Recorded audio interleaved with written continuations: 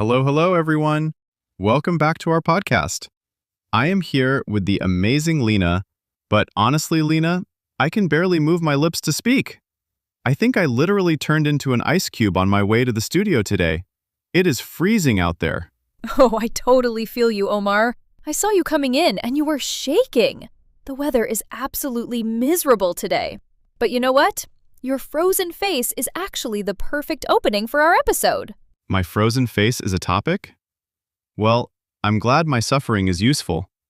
But you're right, everyone I passed by this morning was complaining about the cold. It's like the only thing people want to talk about right now. Exactly. And that's why today's episode is all about weather talk. Since it's the #1 way to start a conversation with anyone, anywhere, we decided to take you on a journey through all the seasons. We will teach you how to describe the weather like a pro, what to wear, what to eat, and even how to sound like a weather reporter. Omar, you said you were freezing, which is a common word, but if you want to sound even more like a native speaker, you should say, it's bitterly cold, or it's absolutely Arctic outside. Bitterly cold. I like that. It sounds much more painful, which is exactly how I feel right now. My ears are numb. But honestly, Lina, it's not just the cold. The rain was so heavy that my umbrella was basically useless against the wind. Oh, so it wasn't just a light drizzle? Because a drizzle is just those tiny drops that barely get you wet. A drizzle? No way!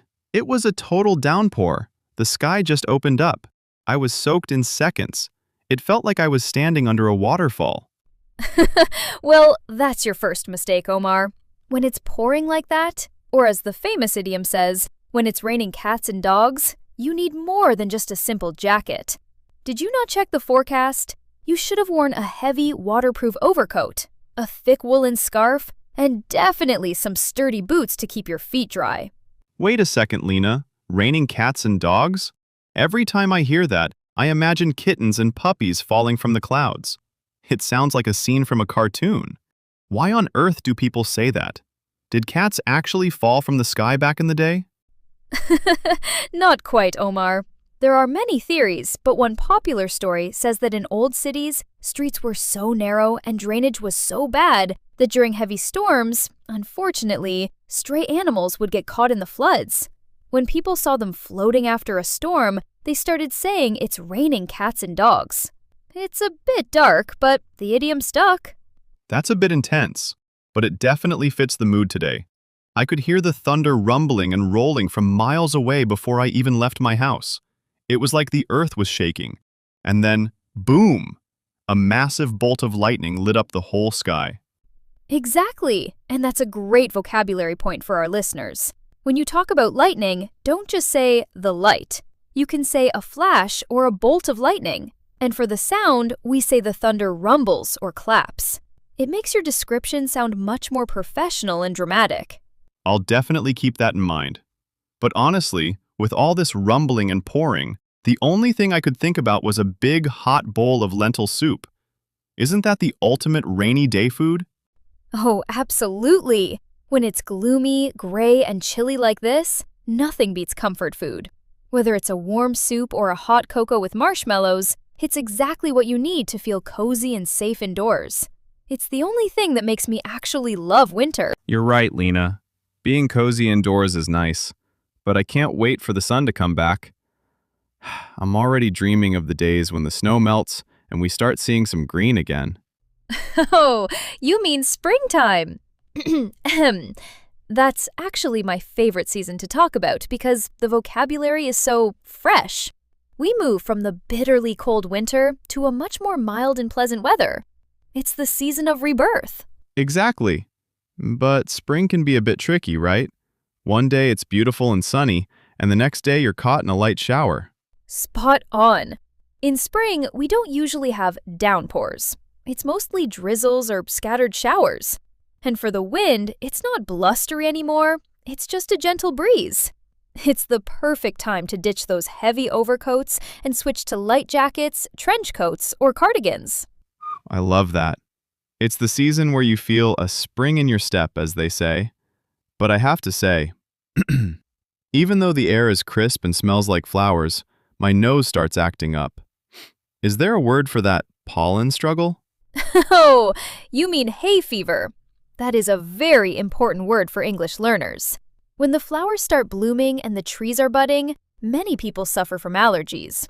So, while the weather is gorgeous and vibrant, you might hear people sneezing everywhere. Achoo! Tell me about it. But at least the days are getting longer. I love it when the sky isn't fully blue, but it's that in-between look.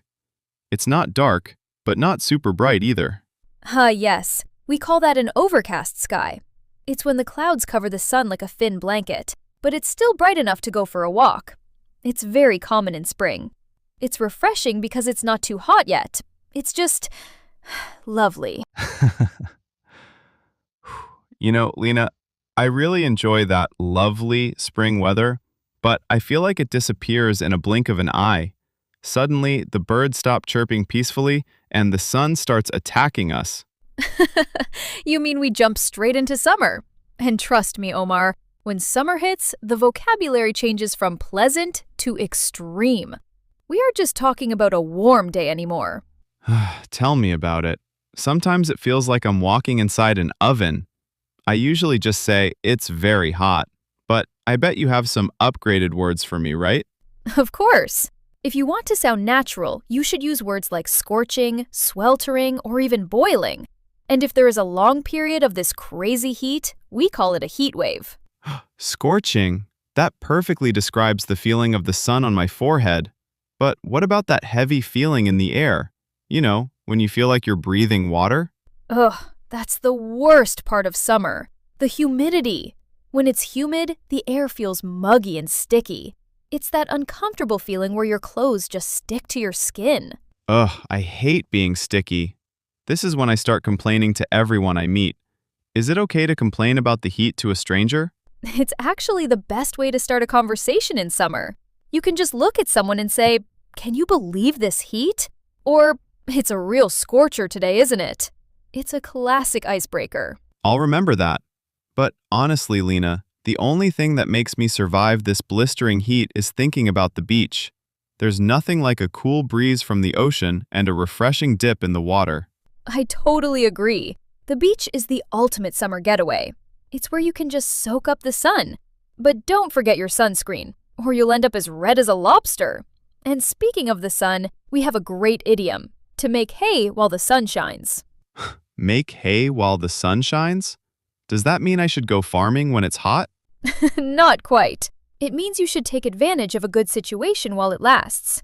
Since the sun is out, it's time to enjoy the outdoors. And to do that comfortably, you need breathable fabrics like linen and cotton, plus some stylish shades and a sun hat. Smart move. I'll be making hay by the pool with a large slice of watermelon and some iced tea. That's the only way to beat the heat. You know, Lina, as much as I love the beach, I eventually get tired of sweating. I start missing the cool air and the colorful leaves. I think it's time to talk about the golden season. You're talking about autumn, or fall.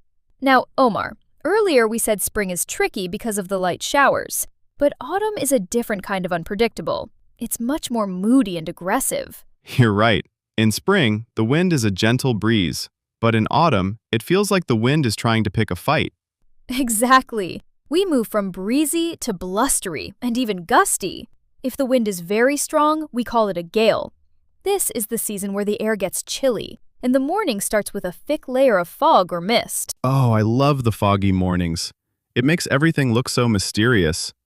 But it's also the season where the sky stays gloomy and gray for days. It's definitely not as bright as spring. Spot on. The vocabulary here is heavier. We talk about damp leaves, crisp air, and overcast skies that feel much lower.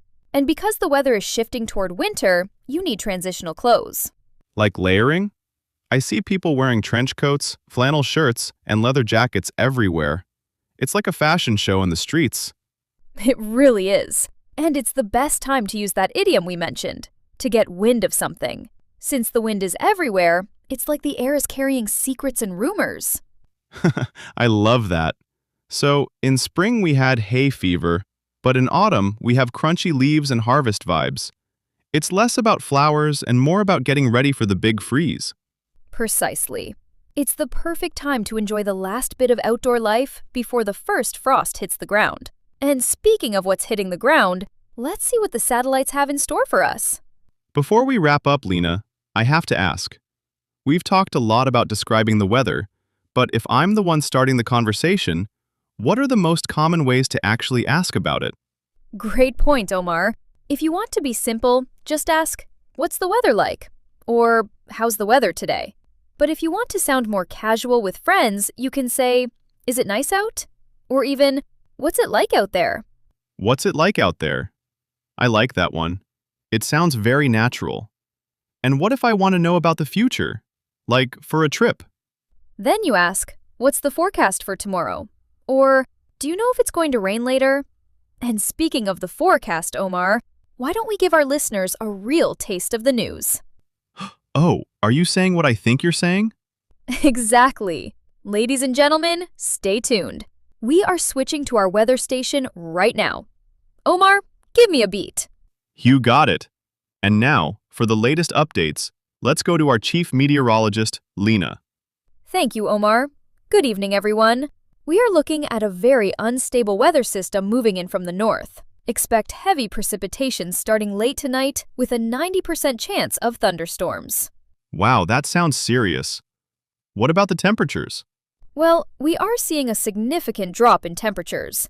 We'll reach a high of 10 degrees and a low of 2 degrees Celsius. So, if you're heading out, expect low visibility due to the heavy fog, and make sure to watch out for gale force winds reaching 60 miles per hour. Back to you, Omar. Thank you, Lina. That was intense. I think I'll just stay under my blanket after hearing that. Smart choice, Omar. And that's it for today's episode, everyone. Remember to use your new weather talk to break the ice.